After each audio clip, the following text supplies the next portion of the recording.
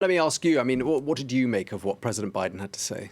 Well, just to elaborate on a point that David Smith in Washington was saying, I think David was absolutely right to say that there was a domestic audience that Joe Biden was aiming at here, not just other world leaders. But I think we could even break that down further and say that there are two distinct domestic audiences that he was trying to talk to.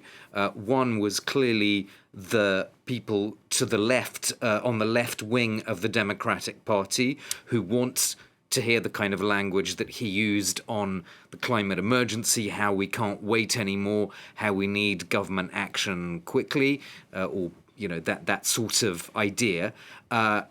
And of course, the younger Democratic Party activists who want to hear that kind of thing from the presidency.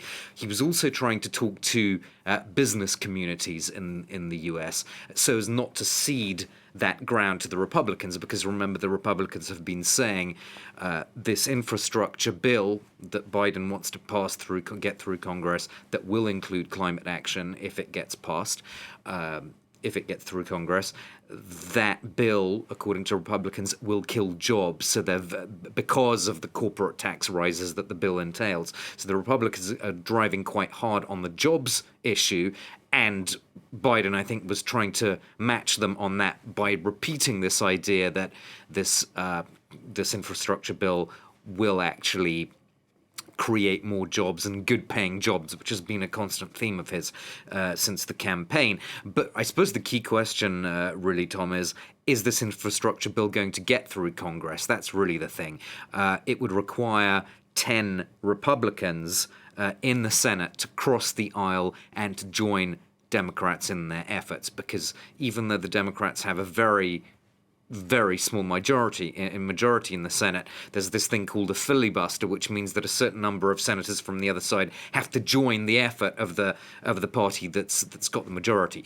That seems very, very unlikely to happen, that there would be kind of a break by 10 Republicans, because after all, opposing corporate tax hikes is one way that the Republicans could perhaps make gains in the midterm elections, and they want to take the House of Representatives in those midterm elections. So it's really not in the interests of Republicans to join ranks with the Democrats on this. Okay, we've talked a lot about the US perspective at that climate summit, but of course Joe Biden, one of about 40 world leaders speaking there. We've seen Vladimir Putin, the president of Russia, for example. We've seen the Pope is also patching into that call. What is everyone else saying? Well, the thing that struck me, I mean, I haven't listened to all the speeches. I did listen to Xi Jinping's and Narendra Modi's speeches, and a little bit of Boris Johnson as well. But what really struck me from what I've heard so far is a phrase that Xi Jinping came out with, which was that we're looking forward to working with the United States on climate change, which is quite a significant change in the tone, at least. We don't know about substance, what substance will follow, if any. But I think the tone, the shift in tone is already pretty significant.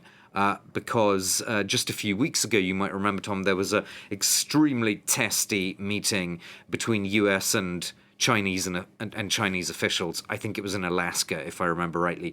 And there, the two sides really locked horns on human rights issues, particularly on the question of the Uyghurs. And it seemed that by the US insisting on calling out China on the Uyghurs and also on what it's doing in Hong Kong, that was going to really probably eliminate any possibility of cooperation on climate change between the two countries. So something seems to have happened to change that, but as I say, we'll have to see whether concretely they can really,